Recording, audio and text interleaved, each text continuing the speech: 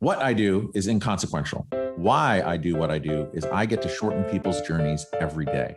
What I love about our hospitality industry is that it's our mission to make people feel cared for while on their journeys. Together, we'll explore what hospitality means in the built environment, in business, and in our daily lives. I'm Dan Ryan, and this is Defining Hospitality. Today's guests are co-founders with a focus on bringing experiential and sustainable accommodations to the outdoors. Their combined experience has spanned companies including Compass, Goldman Sachs, TPG, and Airbnb.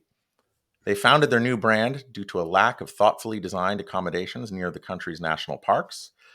They are co-founders of Castle Peak Holdings and co-founders of Trailborn. Ladies and gentlemen, Mike Weiss and Ben Weinberg. Welcome, gentlemen. How are you? Doing well. Thanks for having us on today, Dan. Good, Dan. Good to be here. Oh, thank you. Thank you. It's really good to have you. And I want to just share with you and the listeners why we're speaking today. I go to all these conferences, I hear all these things, and then you hear all these buzzwords. You know, you hear there's AI, there's algorithms, there's this, all of these buzzwords. But the one I'm hearing the most right now within the hospitality circle is this idea of outdoor leisure and outdoor hospitality. And I think you guys are kind of on the vanguard of that. And I'm really intrigued by it. I want to learn more about it. And I'm just so grateful that you both are here to share with me and our listeners about kind of your journey to get to where you are and how you're changing lives and creating memories. So thank you. Of course. Excited to chat about it. So before we get into it, I'll start with you, Ben. And if you guys have the same answer, it's okay. If there's difference, that's okay too, because we can explore what it is. But as defining hospitality, what does hospitality mean to you, and how do you define it, Ben? Well, given how much time Mike and I spend together and how great partnerships work, I'm sure there'll be overlap. But I'll start by most simply saying that the hospitality business is the memory-making business. And I think to dig into that a little bit, there's a handful of dynamics that are worth unpacking, at least to start. Number one is that luxury is often confused with making memories. When most people think about their favorite experience at a restaurant or a bar or a hotel, it is typically not the nicest hotel or the nicest bar or the nicest restaurant they've ever stayed in. We are very focused on delivering an extremely high quality, thoughtful, design forward experience that may not be luxury, but is accessible and is beautiful and stunning, and capturable nonetheless. The second thing is that to create memories that people hold on to for an extremely long period of time is something that we are going to fail at most of the time, but that's okay.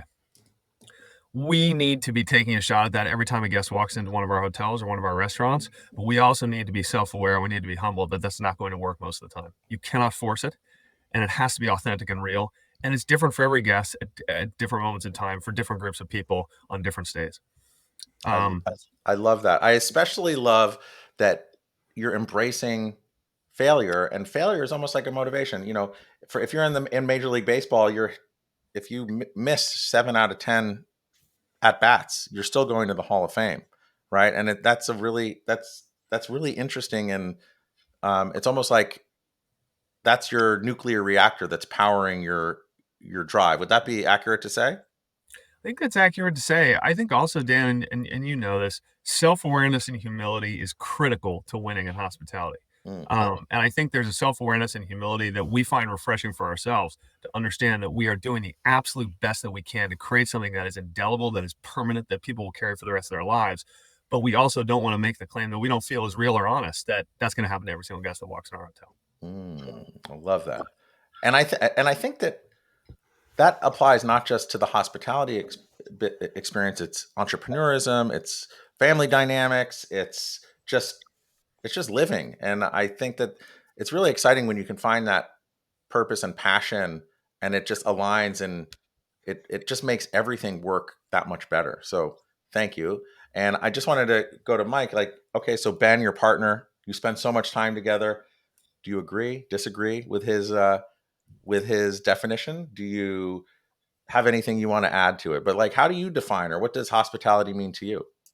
Yeah, I definitely agree with Ben. I think the thing that I would add to it, um, that is maybe slightly different than Ben, is when I think about hospitality, I think about making people feel effortlessly taken care of.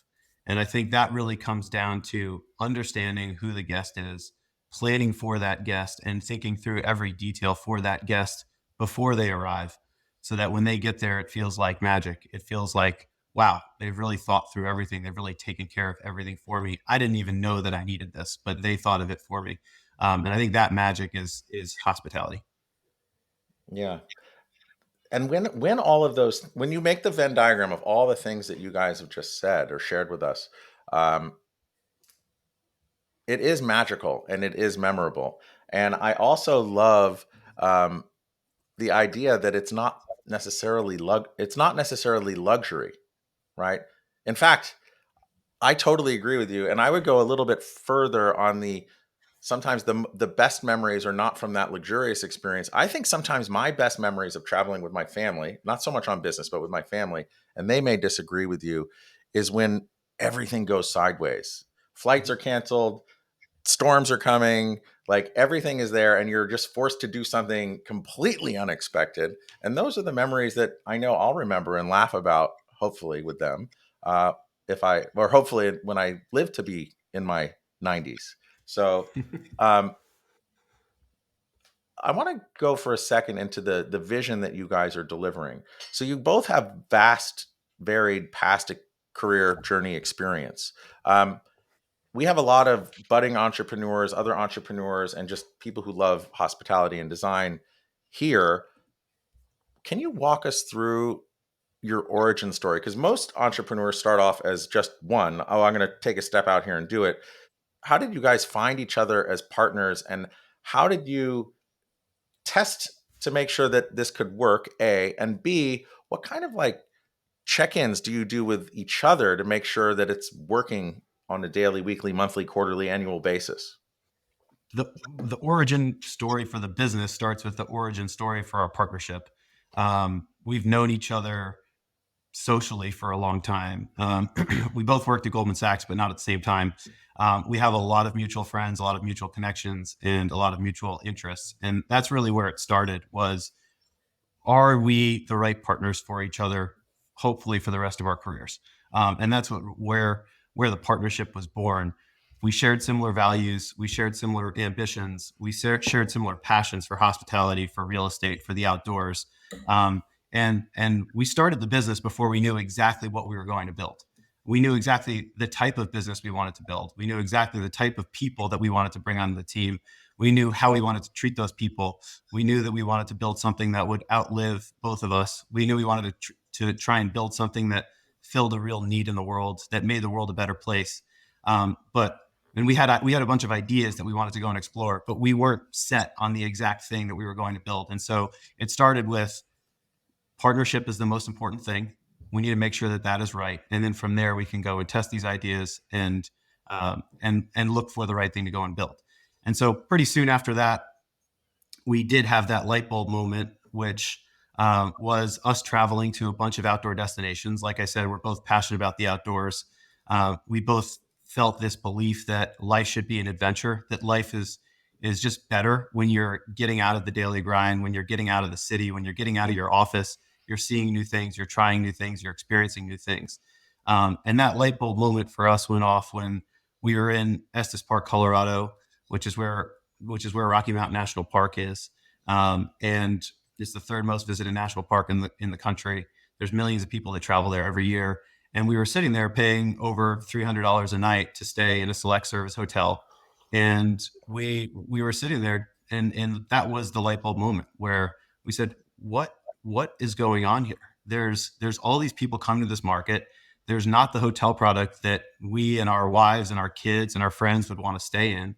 And we had been to enough markets and seen enough hotels to realize that Estes Park was not the only market like this. There was a ton of markets in the US like this, where there needed to be a new brand, a new product that was coming into these outdoor destination markets and building something that was more design forward and was more experiential. And we wanted to jump on the opportunity. I'm sure Ben will add some more color and context to that story, but that was kind of starting with our partnership and then moving to that light bulb moment of how we got the business going.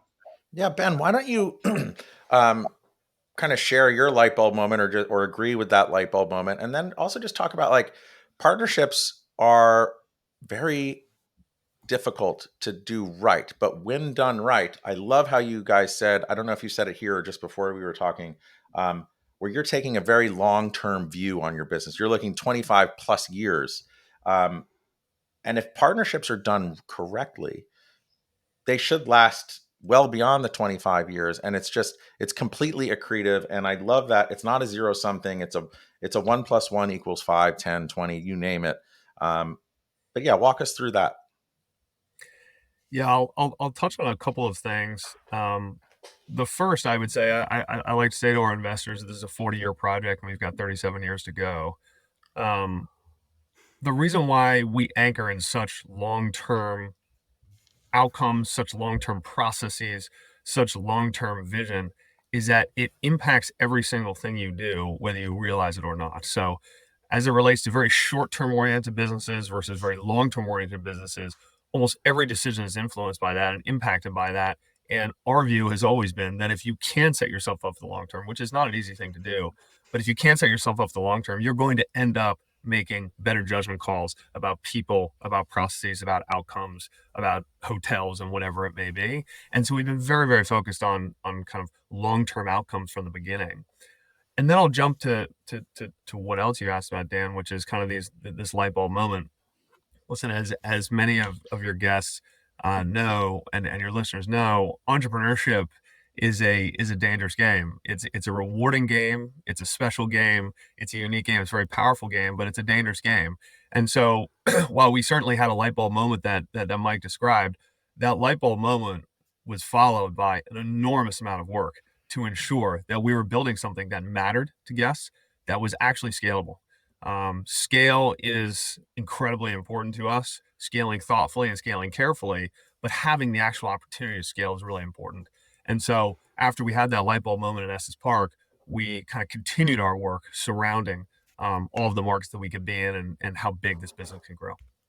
One of the things that I love about your approach, where I think you had your light bulb moment, was a national park. And sitting over my shoulder, I don't know which one, is right there, Theodore Roosevelt.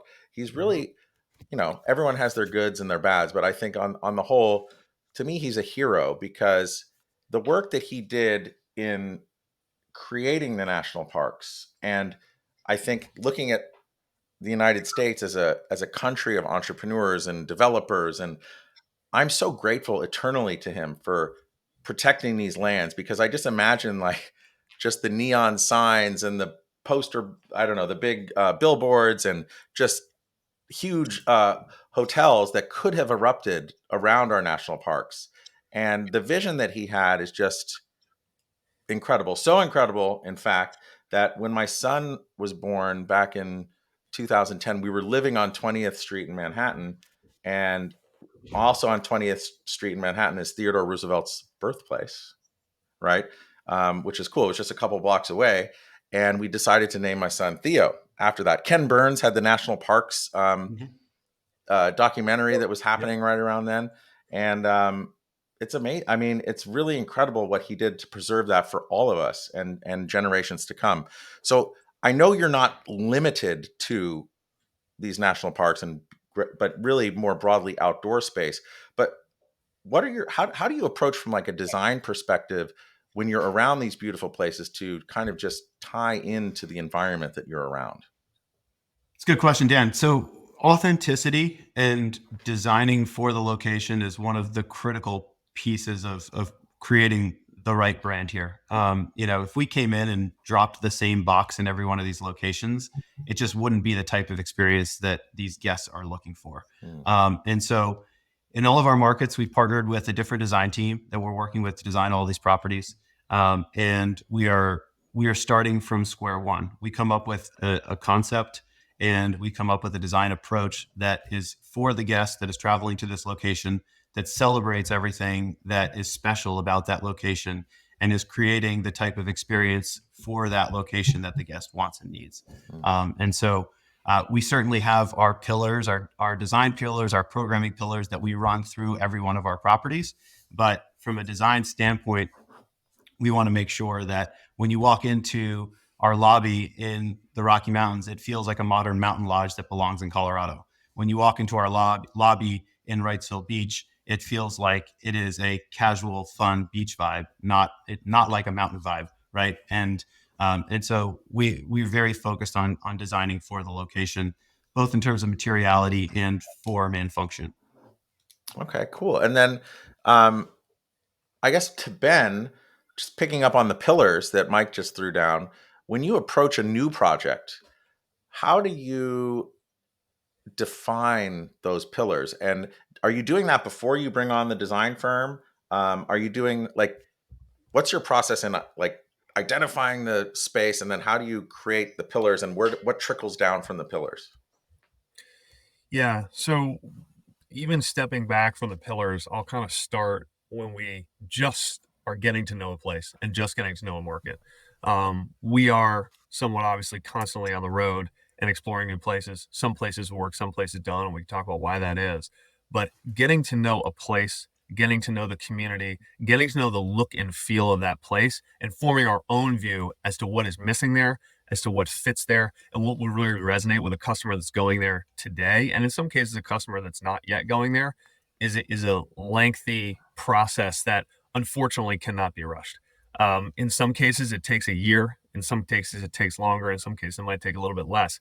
But it's constantly going to a place until you feel like the learning curve around people and organizations and feel and vibe and tone of that place is sort of starting to decline. And you're really starting to get a handle on what this place is and what it stands for, because that's going to flow into everything from what you see when you first walk into the hotel, the music you're listening to, the art on the walls in the rooms. There's an enormous amount of detail that all kind of drives and flows from one very specific image.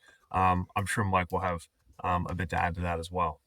Yeah, I mean, what I'll say is the pillars that we think about whenever we're going into a new property are beautiful and thoughtful design, magical moments, and guiding the adventure. And those three pillars, when we think about design, it's not just the physical design of the space, it's the design of the entire experience. But thoughtful and beautiful design for us is the authenticity that I talked about before, and then also making sure that we're making the right functional decisions for the guest. And so in if our hotel doesn't have ensuite bathrooms, we need to, even if it means that we're losing a few keys, we need to put ensuite bathrooms because that's what the guest is looking for and needs, right? If we don't have a bar and restaurant, moving into magical moments, for us, every one of our properties needs to have a center stage. We talk about center stage being that local gathering place where not only our guests are gathering, but people around the entire town are coming. That's where they're going to come for happy hour. That's where we're going to come and gather socially. So creating that center stage, if there's not one that already exists at that property, is really important. So we have F&B in every one of our properties in every one of our markets, because that's a crucial part of designing those magical moments. And then guiding the adventure is the third thing that we're very focused on. And we do that in a lot of different ways. It starts with creating field guides. Ben was referencing the research that we do going into a market, but we become real experts on the markets, partially from the research we do, but I think more importantly from the team of people that we bring around the table, right? We're hiring people that are working at these properties that are truly passionate about these locations, right? The person working at the front desk in Rocky Mountains loves Rocky Mountain National Park, and they know more about Rocky Mountain National Park than anybody, right? And so they are the ones that are guiding the adventure for our guests that are coming in and asking for local tips. In addition to the staff members having local tips, we put together an insider guide. We put together field guides for anyone who's traveling to our markets, which we put up on our website. We send them to guests ahead of time so they can start to plan their trip before they get there. And so we really want our guests, when they're traveling to one of our properties, to feel like once they've arrived, they've got all the information they need at their fingertips. And it's really the best jumping off point to go and experience these markets in totality. I think, Dan, the end-to-end nature of how we think about our hospitality product is really important, and I think where the world is moving. So it's not just a hotel room, And it's not even just the experience that surrounds the hotel room, in the public spaces, at the restaurant, at the bar, out by the fire pit. It's sort of even bigger and wider than that. So when you land in Denver to drive up to Trailborn Rocky Mountains, you should be getting an email that says, here's the long way, here's the short way. And by the way, on the long way, Colorado cherry pie is absolutely outstanding, and you should stop there about 15 minutes away from Estes Park. And by the way, here's a Spotify playlist to listen to kind of on that trip. Once you get there, here you can book, ice fishing and snowshoeing, or here you can book a separate activity with the kids. I think that kind of handcrafted, unique end-to-end nature, where you feel like you're calling your friend who's lived in Estes Park for 25 years, is really the feeling and the tone that we're focused on striking. I'm going to go out on a limb here, and I'm going to bring some baggage into this from previous conversation. But I love this idea of pillars, okay? Because that's what holds up everything. And I know you said from the design pillars, it's or I don't know if it's design or guest, but it's really beautiful design, magical memories, and adventure, right? Those are three big brand pillars for what you guys are trying to bring Yep. across.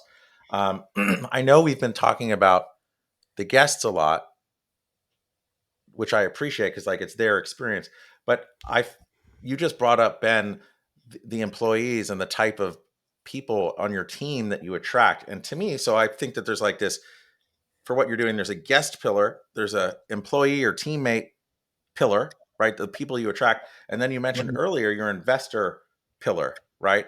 So I've heard about the guest experience, and I like that, and we can dig into that more. You've touched upon the employee. I want to talk more about the employee and the investor. So on the employee side, tell us, how do you differentiate from other hotels or other hospitality experiences in those areas which you are, as far as attracting the best and brightest from either locally, they might fly in because they're so passionate about it, versus like what's happening in other places in those markets? Like what can a prospective employee expect, and why is it different and better to work with you guys? Yeah, I think there are a few layers to that. So the first is what every hotel owner needs to guarantee their employees, which is getting paid on time and getting good benefits, right? That's the baseline. That's beyond table stakes. I think once you start to think about the second layer, and not only what it takes, but also how we assess, and we go very deep on assessing people across the business of every role, at any asset, is, do you want to win, and are you energized by results? And if you can find people who understand what we are creating, who understand where the business is going, who understand the opportunities that go along with that, and want to be a part of that, and are also energized by the quantification of results, whether that's guest reviews, whether that's peak rate in the peak season, whatever it might be, you've managed to attract people who are very unique, and that becomes a flywheel. A lot of what we talk about is kind of that flywheel of mutual respect between teams. So for a manager and the employee of any at any point in the company, whether it's at our headquarters or whether it's within the housekeeping department, there needs to be a mutual respect where the manager sees someone working hard and committing themselves to the business in a way that is unique, and a way that is reliable, and a way that is thoughtful, which in turn then creates a where the manager feels the need and the push to deliver for that person, to deliver the flexibility, to deliver the transparency, to deliver like a culture that they really want to be a part of. And once you get that flywheel going, it becomes quite powerful, and people start to kind of attract from the outside more naturally than I think you might expect. And then the third layer I would talk about is just brand. I think that the brand has been a more powerful tool than we expected from a recruiting perspective, as it relates to kind of what people want to be a part of. When people walk into our hotels, they are a tight operation. It's very clear kind of who's doing what and who's responsible and why. I was saying that clarity is power, and we want to remove fog anywhere in the business, whether it relates to moving a shift, or it relates to a work stream at headquarters. Either one, you have to have that clarity, and really the movement of an organization that people want to be a part of, that really kind of supports that brand and builds our brand.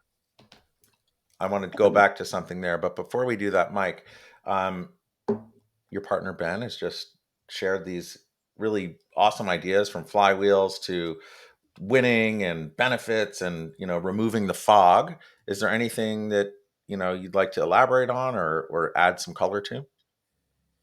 Yeah, the only thing I'll add is in terms of attracting talent that is already in these markets. Ben mentioned the power of a brand. I would just mention that the power of a growing brand that they can join as it is still growing, and they can play a meaningful part in helping shape how that brand comes to life in that market is a very special thing.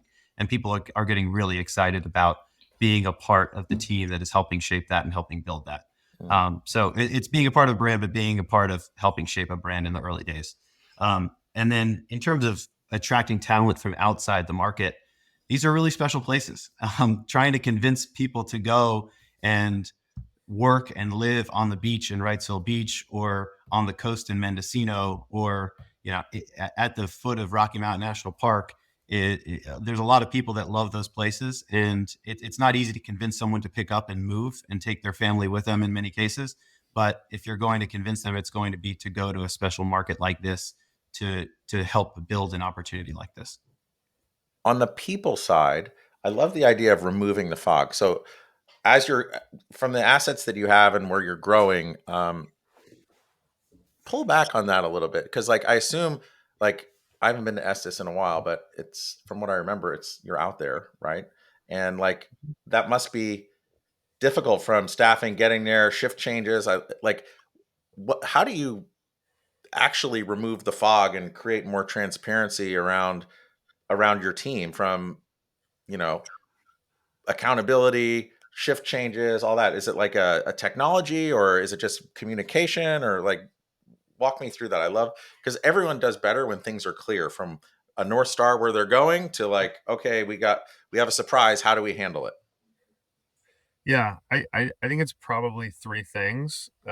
One is quality of leadership, by far the most important. Our GMs are extremely high powered, high quality, high intensity, high integrity folks who are really leading the charge at our properties. Of course, everyone on the team more broadly is on property frequently, but our GMs are really leading the charge and setting the tone of, this is how this works here, and I'm going to provide clarity where there is fog. Fog is very natural. You cannot avoid it. Fog always sets in, but it's a question of seeing that fog, moving towards it and saying, I see it.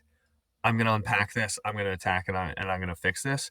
And that in itself is very energizing to folks, Mm, even setting aside the outcome, which is, I see fog. We're working against fog, and we're going to fix this, even if it's not fixed instantaneously. mm, Um, I think the second thing is just using the basic technology and tools in place to make sure that there is clarity and reliability and flexibility across the board, as it relates to kind of folks on property. And then I think there needs to be a shared understanding and a shared culture amongst our GMs. We just finished our GM summit at headquarters here, and there needs to be a collective understanding and a collective view of, this is how we interact with our teams. This is what our teams expect of us. And this is the bar that we need to hold, and not compromising on that. Hospitality is often kind of boiled down, in my mind, to some level of compromise in certain areas. We are pushing to not compromise from a people perspective in every possible way every day of the week. And we feel that that's a real driver of results. It's hard to do, but it's a real driver of results. mm. Yeah, that's super cool. I'm always intrigued by distributed businesses that are in hard to reach locations, and how do they keep everyone rowing in the same direction? So again, it's I mean, people are super important, but I love how you boiled it down to quality of leadership, um, tech tools and clarity, and shared understanding. So I, and the shared understanding thing is really, it all comes from culture, right?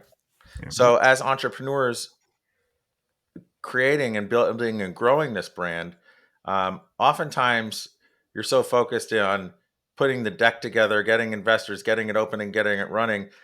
How do you how, how did you prioritize your culture, and how did you help define that? And how did that all come together for you guys, Mike? Well, I think culture starts and ends with the people that you bring on board, right? And culture starts with Ben and I, and we decided to partner together. That's the beginning of the culture, right? And then the next 5 hires have to embody that same culture that we're trying to build, and then the 5 people that they hire need to embody that culture as well. So I think one is hiring people that represent the type of values and represent the type of culture that you want to go and build. And then I think continuing to talk about what matters and what matters most and the type of business that we want to build. Especially in a growing business and a distributed business. Dan, back to your prior question, like we need to say things and we need to write them down on paper. We need to put together property level brand books. We then need to go and do a training on that brand book. We need to come back in 3 months and retrain on that and do brand audits and make sure that they're still happening. And so it is constant communication and constant check-ins and making sure that the things that we hope to happen are actually happening, and the people that we expect to behave a certain way are actually behaving that way. And we've hired a lot of really, really incredible people. I'm sure that we will hire people that don't work out, and it's making sure that if that happens, that they're not at the company for very long, because we need to make sure that we're surrounding ourselves with a team that represent the type of culture that we want. And a lot of that must be really, it's got to be value driven as well, right? How do you check in on your values and culture as a company, and then down to the properties and from the teams there? So how do you keep alignment there? It's interesting. Sometimes I think the way we think about the barometer is how we can measure trust at any given time. Trust is such an important concept and word and value for us. I think especially over the last 10 years, the world seems to have gotten more chaotic, less trustworthy, and less predictable. We see trust as something that spreads kind of throughout the business in multiple different dimensions. So our guests have to trust Trailborn, that we are delivering the product that we say we're going to deliver in the email and on the website that you see. We are delivering that. Our team has to trust that Mike and I will deliver on growing the business and executing on the vision that we said that we would, and maintaining the culture and maintaining the day-to-day feel and tone and vibe of what we do. And then our investors, of course, have to trust us that we will deliver on, very simply, what we said we were going to do. And if any of that trust breaks down, if you ever feel that trust breaking down, that is ultimately the result of a deterioration of values or the emergence of fog or any variety of things that you have to focus on immediately and remove from the business. And listen, that's natural. Building any business, that just happens. It's going to. You have to accept that. But again, the important thing is focusing on it and identifying and fixing it versus kind of letting it sit, which can be really, really negative and toxic. I'm glad you brought up the investors, because as the third pillar that I kind of wanted to dissect, at the beginning you said, you're looking at everything with a 25 plus year timeline, and then as a partnership beyond, correct? So with many investors, that doesn't square with them. Like, they want a fast return, they want a 5-year hold, and turn and burn and go and move. Now there are other ones like Warren Buffett on the other side, who are, if you read all of his books, he wants to buy and hold a great company forever. So walk us through, like, a 25 plus year horizon seems like a long time. How do you attract that type of investor, and, like, how do you court them, and how do you report to them and check with them to, like, make sure everything is okay, and, like, you guys are aligned just like you were with your guests and your employees? Now let's talk about that third pillar. Yeah. So I think, Dan, first, to address your point on duration, there are assets and hotels that we will buy and sell over time based on capital structures and what investors are asking us to do. And then there's duration of the business and the platform. And those are two separate things. So there are the realities of the capital markets, where certain investors will say, guys, we support you and we'd like you to sell this asset in 7+ years. That's okay. And then there's the platform and the team, which long outlives that, without question. Now, over time, do we feel that we'll move to longer and longer duration capital structures and fund vehicles? Yes. But that happens over time. And that happens with the generation of return, and the kind of the evolution of the business and the platform. When there's a bunch of different ways to kind of characterize our business to investors, but the simplest way that we characterize our business is acquiring, renovating, and repositioning hotels where millions of people are going. You can't build hotels anymore, and people are looking for a product that they can't find. Mm. And simplicity on the far side of complexity is something that we think about. We like to boil everything down based on an enormous amount of work and digging to something that's very simple that people can digest. Um, Generally, investors and capital allocators have a lot of options. They have a lot going on, and they need to be able to understand businesses very succinctly, very quickly, and then be able to kind of dig in a layer deeper. And that's what drives a lot of how we present ourselves. I guess that's another good avenue to go down. So you're looking for these properties that can't be built again, right? They're just there. They're in these like really magical places. How do you cast a net to try and like find these opportunities to get more guests there and create more memories? Yeah, it's digital and it's analog. So it's boots on the ground and it's data driven. So boots on the ground. Part of our team is dedicated to identifying and going to iconic outdoor destinations with supply constrained real estate where we are introducing ourselves and getting to know folks in the community. Some are real estate owners, some are not, but breaking in that way, just literally boots on the ground, knocking on doors, picking up the phone, and just getting to know people and figuring out what these destinations actually look and feel like and what type of real estate opportunity we're talking about, where you find the supply demand imbalance that we're looking for. And then from here, from our offices, there's a huge amount of data availability out there as it relates to where people are going, what their incomes are, and what their preferences are, that you can spend an enormous amount of time, and we do, and a bunch of our team is dedicated to this, figuring out where is the supply demand mismatch. The demand Mhm. being wealthy Americans who are desiring to go into the outdoors and pursue outdoor adventure where supply is fixed. And when you find those two things and you find a very low quality supply, we tend to find that the Trailborns are the right fit. As you're getting your properties up and or the ones that are up and running, you're operating. The new ones you're getting open and up and running, and then as you're looking for new deals out in the future, like Mike, what's exciting you most about the future of what you guys are doing and your partnership? What excites me most is just getting these projects open and getting guests to actually experience these markets and experience these hotels and see what we've been working on for the last several years. Mm. Because every time I go to one of these markets, every time I visit one of our properties and I see what is in the works, I just can't wait for guests to come and experience them. Um, getting the doors open to these other properties gets me really excited. I think, Dan, to your prior question, on investor communications and identifying opportunities and how we position ourselves, I think the only piece I would add to that is um, vertical integration for us is something that is super important, and is something that we think is essential in order to operate in these types of markets and this type of product, because it allows us to become true experts on these markets, identify more opportunities in these markets, control the guest experience, and making sure that we're delivering what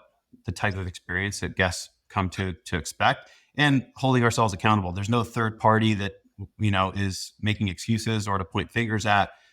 It's all on us, and so we control everything from what is the product that we're putting out there, how is that product operated, and what is the brand doing to make sure that guests are finding out about this product and coming to these rooms. So that's the other piece that I would add to what Ben said.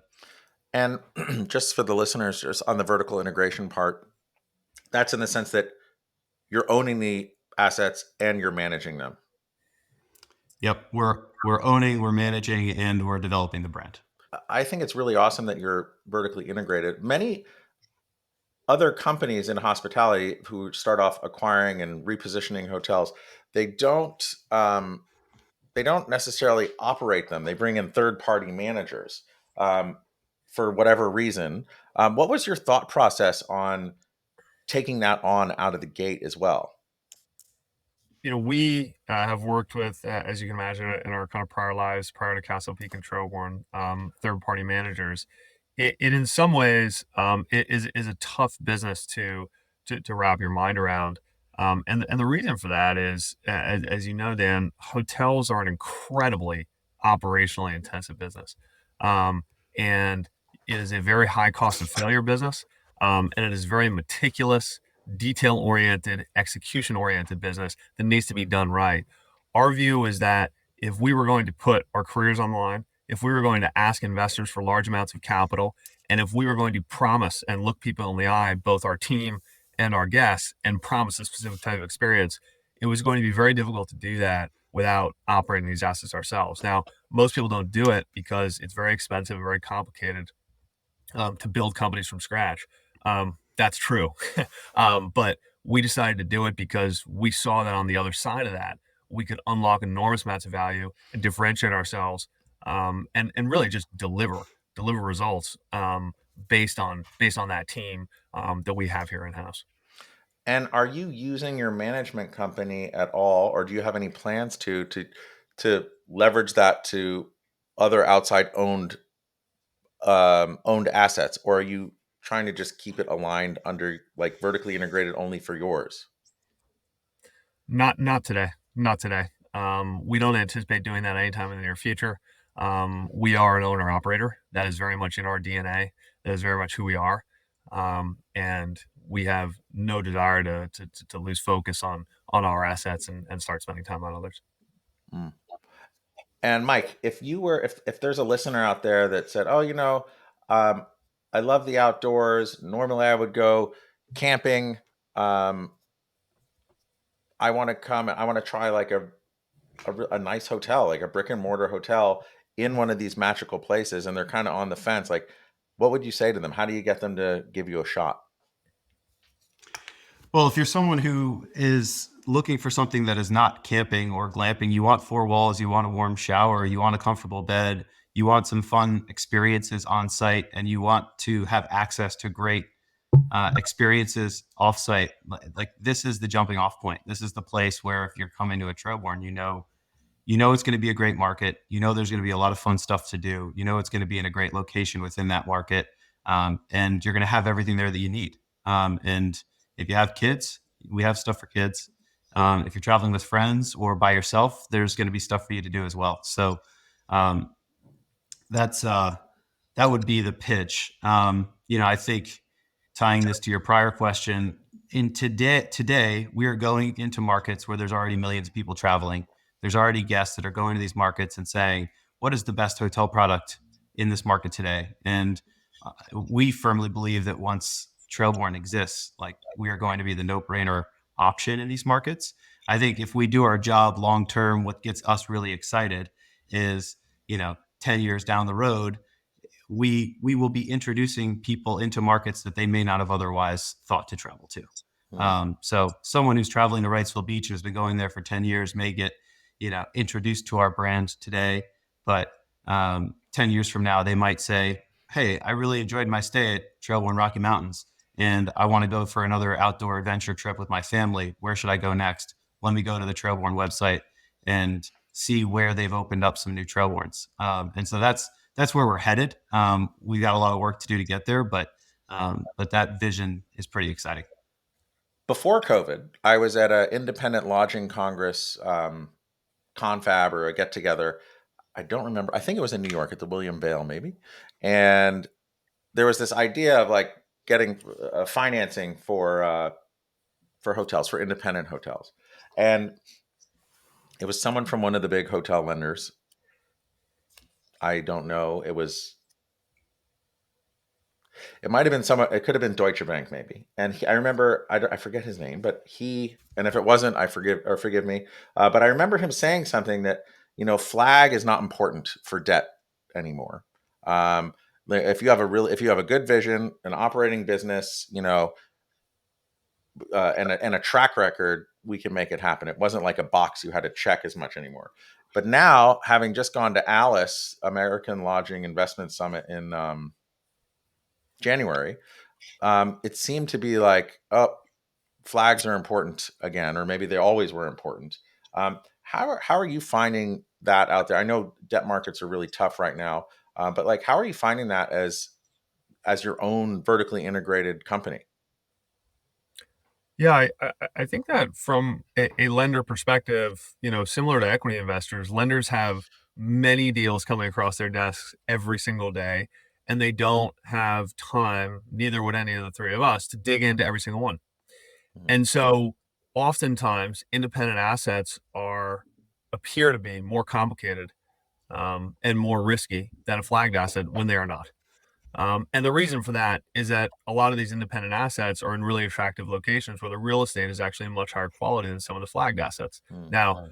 I don't want to make generalizations about flags versus independents. There's thousands of independents and flags across the country that are different in nature, but there's been a better understanding over the course of the last 10 years, and certainly in the last three, around what is the real estate and what is the cash flow potential, not just is this a flag where you can turn on the distribution system. Now, those distribution systems are incredibly powerful.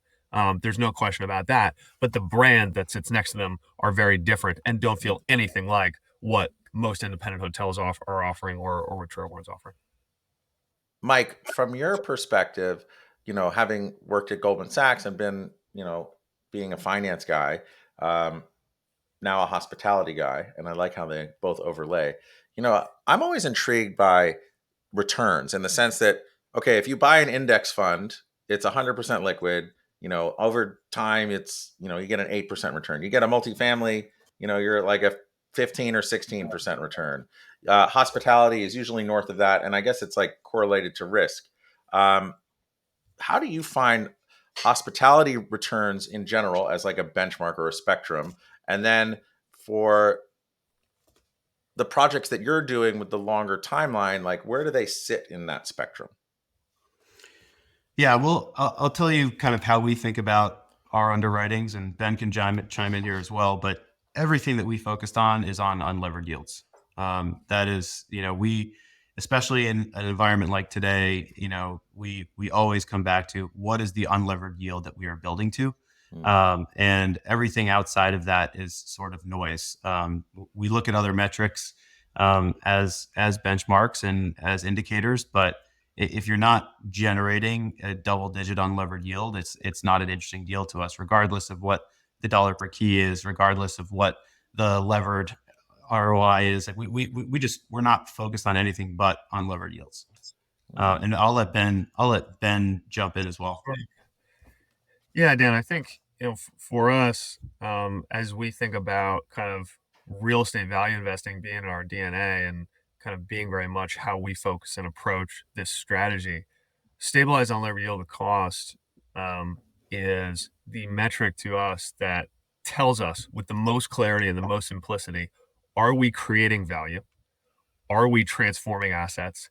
And are we delivering an outsized risk adjusted return and yield, just starting with yield, that is commensurate with the additional risk that's being taken, depending on what type of project it is, whether there's renovation risk or kind of cash flow uplift risk. But you talked about certain benchmarks that you look at as it relates to return. And for our investors, our job is to make sure that they're getting that spread, that they're getting that excess alpha in return, to ensure that they feel over time and they see over time how we track versus the benchmarks, and that we outperform based on the additional risk that we're taking versus, you know, a corporate bond. mm. Okay. Thank you. Like, I'm intrigued to get more into conversations about this as, again, coming from Alice. Um, One of the data points I heard, and I don't know if it's true or not, but they said in this calendar year, there will be more hotel assets bought and sold than any other calendar year in the past. So I think for myself, my own curiosity, but also for the listeners, it's like, it's really cool to talk about this. And normally it doesn't come up in this conversation. So thank you for letting me fumble along and ask some slightly more or slightly different questions than I usually ask. Bring us back to the time that you met and that light bulb moment. If you guys were both sitting there in that room the light bulb goes off. The two of you now that I'm talking to, if you could go back to those two when the light bulb went off, what advice would you give yourself? And Ben, you can go first. The number one thing I would say is the power of high quality people is, despite how often it is talked about, despite how cliche it might feel, despite how focused people are on it, it is still mispriced and misunderstood. And the difference in outcomes and journey with remarkably high quality people versus people who are a step behind that is astronomically different. And astronomically impacts outcomes in ways that you can't possibly imagine or expect. And compromising on people is the thing that you want to say sort of furthest away from. We're extremely proud of our team that we have today. But at that point in time, I wish that maybe if I had to go back, I would have told myself that. That's awesome. Yeah, I totally agree. It's all about people and how you recruit, train, and engage and keep people is like, it's not magic, but it requires a lot of work, effort, attention, and systems and processes and communication all around it. So I totally agree. Mike, what about you? Go back to that light bulb moment. You're sitting there with Ben. You magically appear in front of yourself now. Like, what advice do you have for yourself? I mean, I think Ben nailed the number one. I think the second thing I would say is, guys, Mike, Ben, you guys are taking a lot on. You guys are building a lot. You are renovating a lot of projects at once, and you're trying to do a lot. And my advice wouldn't be don't do that, because I still think it's the right strategy. But my advice might be something like, maybe give your friends and your wives a heads up that you're going to be pretty busy for the next couple of years, and you'll see more of them later on. But that's kind of the advice, would be just like, acknowledge how much you're taking on and what that's going to entail. Awesome. Well, I'm super excited for you guys to get more properties open and prove your success over and over. And this has been just really a wonderful and enlightening conversation for me, and I'm sure our listeners. If people wanted to learn more about Castle Peak, Trailborn, or you guys, how do they do it? The easiest place to get more information is on our websites, statetrailborn.com and castlepeakholdings.com. And then you can follow along on our Instagram handle. Our handle is @statetrailborn. And awesome. You can find all of our LinkedIns and everything else from those places. Fantastic. Well, I know how busy you guys are building a company, building teams, finding properties, keeping investors happy, making memories for guests, and building an incredible team. So I just want to say, for myself, I'm grateful and very appreciative that you had the time to invest in all of us here. And thank you. Thank you, Dan. This is great. I enjoyed it. And I'd be remiss without thanking our listeners. Without you, we wouldn't be here talking to these awesome entrepreneurs, building great companies and making memories for others. So if this changed your idea of hospitality, please be sure to pass it along. Thank you.